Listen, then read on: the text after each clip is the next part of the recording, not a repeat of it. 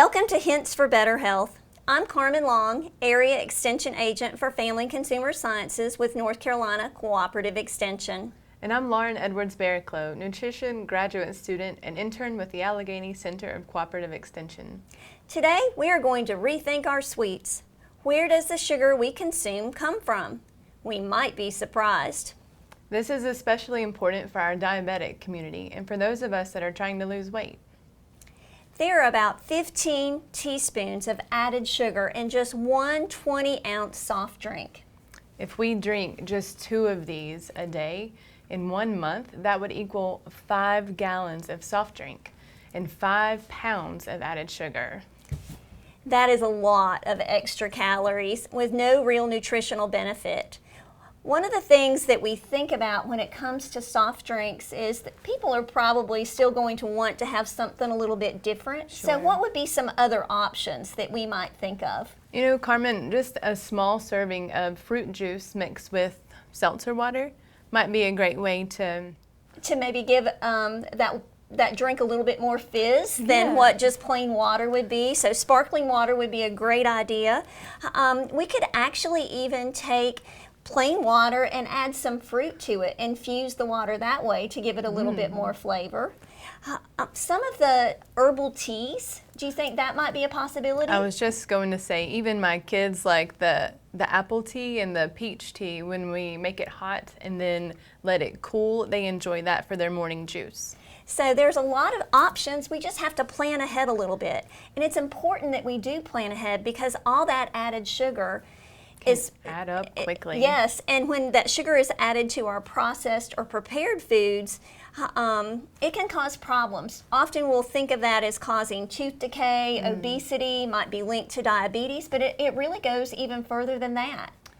Too much sugar can be linked to heart disease, non-alcoholic fatty liver disease, gout, inflammation, higher blood pressure, blood sugar, and triglycerides, lower good or HDL cholesterol levels, and more belly fat. So we think about sugar as being associated with foods that we find to be fun foods, Lauren, but none of those things sound like a lot of fun. No.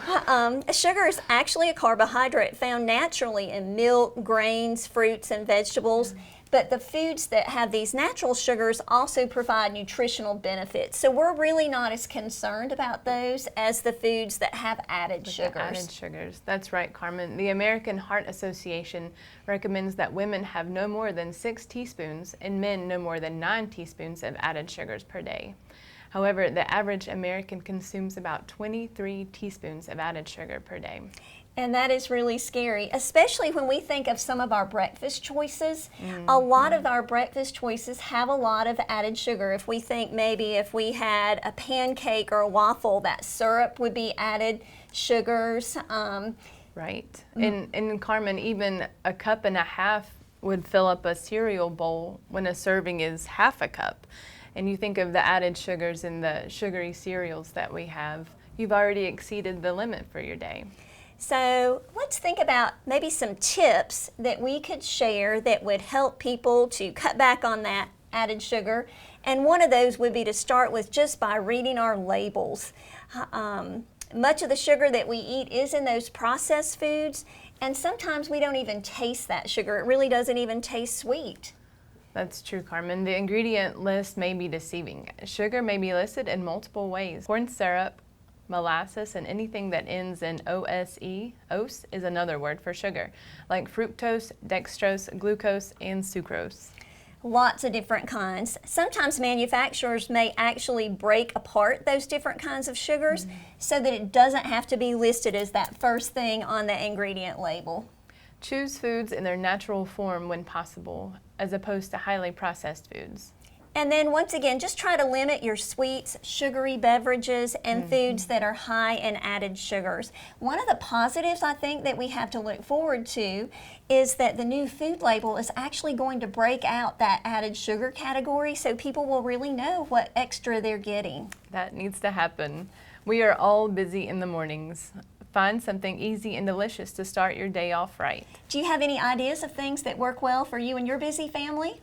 Carmen, our family often eats boiled eggs, nuts, fruits, yogurt, Whole grain peanut butter toast with a few slices of apples are all great ways to enjoy breakfast that's good for us. So you mentioned whole grain breads. What are some things that we should look for with our whole grain toast? Yes, whole grain breads offer more fiber and more protein, especially for those that are diabetic. That's a great choice.